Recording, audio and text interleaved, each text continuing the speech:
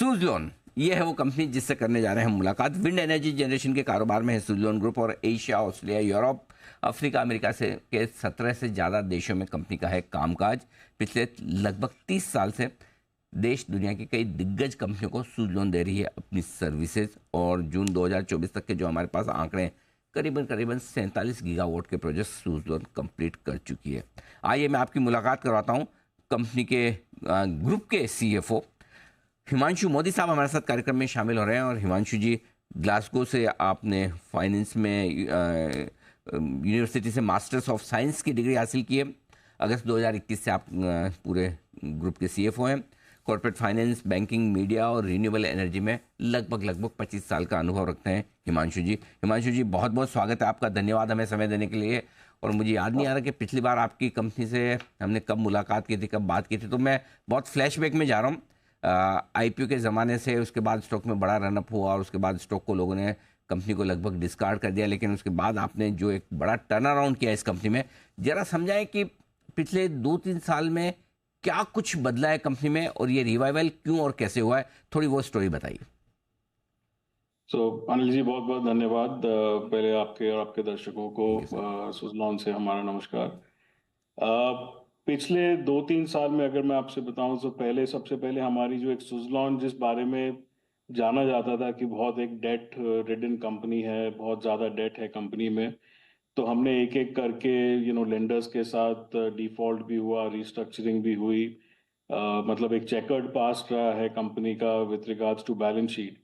सो हमारा एक agenda, mandate बहुत क्लियर था कि जब तक हम ये बैलेंस शीट से डेट को क्लियर नहीं करेंगे, मतलब एक जैसे एक नासूर कैंसर की तरह बन चुका था वो डेट उस बैलेंस शीट पर, तो जब तक वो बैलेंस शीट हेल्दी नहीं होगी, बॉडी हेल्दी नहीं होगी, वो कंपनी भाग नहीं सकती। तो हमने बहुत एक स्टेप बाय स्टेप प्लान से डेट को क्लीन किया। हमने रिस्ट्रक्चर डेट को रीफाइनेंस करवाया, रीफाइनेंस करके डेट में जो हमारे लेंडर्स हैं उनको इक्विटी शेयर्स अलॉट हुए, तो डाइल्यूशन हुआ, इक्विटी बेस की बढ़ोतरी हुई। उसके बाद एक राइट्स इशू किया 1200 करोड़ का, जिसके जो लार्जली डेट रीपेमेंट में गया। फिर हमने एक इंस्टीट्यूशनल प्लेसमेंट राउंड किया 2000 करोड़ का। दोनों ही राउंड्स में हमें बहुत उत्साहित रिस्पांस मिला निवेशकों से, जिसकी वजह से balance sheet completely debt free हो चुकी है। ना ही डेट फ्री, आज का लगभग 1200 करोड़ का कैश सरप्लस है बैलेंस शीट पर। एंड वो डेट फ्री होने से जो हमारी वर्किंग कैपिटल फैसिलिटीज हैं, जो नॉन फंड बेस्ड फैसिलिटीज जिसे कहते हैं लेटर ऑफ क्रेडिट और बैंक गारंटी लिमिट्स, वो हम आज सिग्निफिकेंटली बढ़ा चुके हैं। तो जो हमारी आज ऑर्डर बुक है उसको डिलीवर करने के लिए वर्किंग कैपिटल लिमिट्स भी एडिक्वेट है, और वो डेट साफ करना उस वर्किंग कैपिटल लिमिट्स को ऑब्टेन करने के लिए बहुत ज़रूरी था।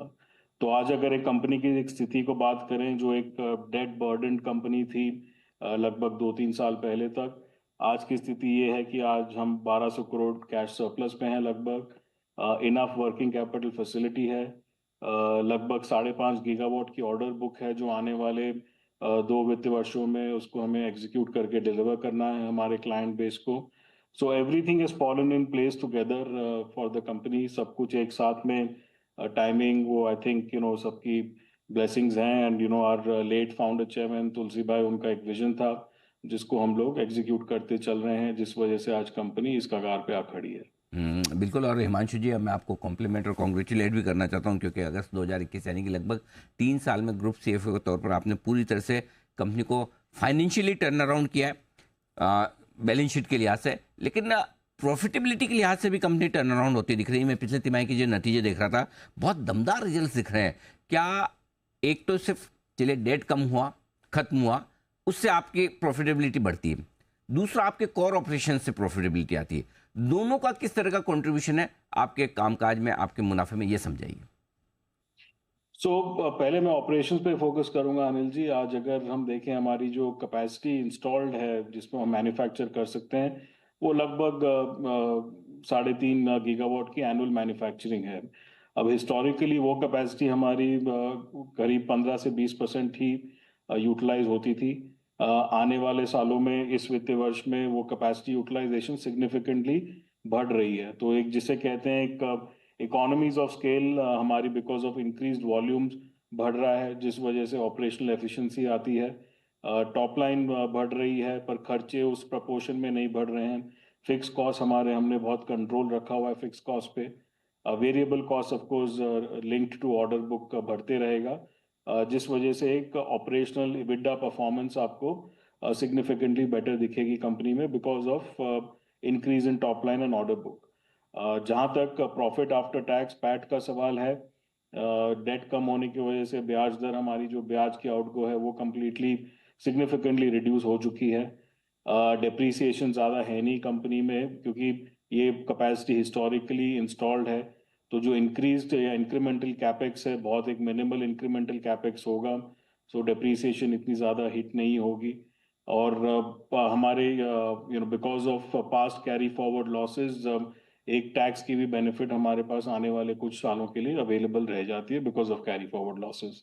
तो I think both operational and financial debt reduction plus the capacity that was built इतने सालों पहले कंपनी में, सारी चीज़ों को अगर हम साथ में मिक्स करें तो उस वजह से पूरा जो P&L है और कंपनी की बैलेंस शीट है काफ़ी हेल्दी दिखती है। हिमांशु जी, एक चीज़ तो क्लियर है कि चलिए वर्स्ट इज बिहाइंड यू, सारा जितना खराब होना था वो हो गया और उससे आप ठीक हो गए, लेकिन क्या बेस्ट अभी भी आना बाकी है? मैं सिर्फ 2 या 3 साल के विजन से, क्योंकि अभी है ना आपके स्टॉक को लेकर बड़ी चर्चाएं होती है हर जगह। रहता है कि कई लोगों को लगता है कि अरे मिस हो गया, ये तो एक सिंगल डिजिट वाला स्टॉक होता था, अब 70 80 60 70 रुपये जो भी हो गया। कई लोगों को लगता है कि ये तो 60 70 नहीं 600 700 की स्टोरी है। तो अगले 2-3 साल में क्या आपकी कंपनी टॉप लाइन मुनाफा दुगुना कर सकती, इतनी ताकत है? सो अनिल जी, अगले 2-3 साल में वो दुगना होगा तिगुना होगा या कितने गुना होगा उस पर तो मैं कमेंट नहीं करूंगा, वो आने वाला समय ही बता पाएगा।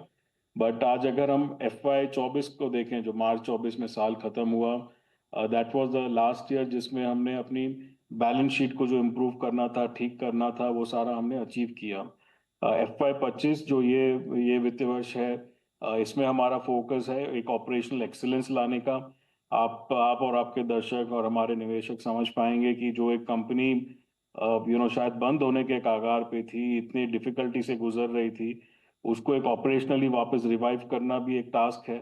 तो हमारे लिए सबकी इंटरनल प्रायोरिटीज इस वित्तीय वर्ष में है कि वो सारी ऑपरेशनल एक्सेलेंस को हम बिल्ड करें। वो आपको दिखेगा कि सर्टेन वन टाइम कॉस्ट भी हमने इनकर किए हैं, नए ERP सिस्टम्स हैं उसको इम्प्लीमेंट कर रहे हैं, नए IT सिस्टम्स को पूरा ऑटोमाइजेशन कर रहे हैं सारे कंपनी के सिस्टम्स एंड प्रोसेस को, जिसकी वजह से वन टाइम कॉस्ट भी लग रहे हैं। तो आने वाले कुछ सालों में अभी P&L टर्न अराउंड तो देखना बाकी है। जैसे मैंने कहा आप सबसे कि 5.5 गीगावाट की हमारी ऑर्डर बुक है। आज लगभग उसको मैं रुपीज में काउंट करूं तो इन एक्सेस ऑफ 30,000 करोड़ के एक्सेस में ऑर्डर बुक हमारे पास अवेलेबल है, जिसको हमारे आने वाले 2 साल में एग्जीक्यूट करना है।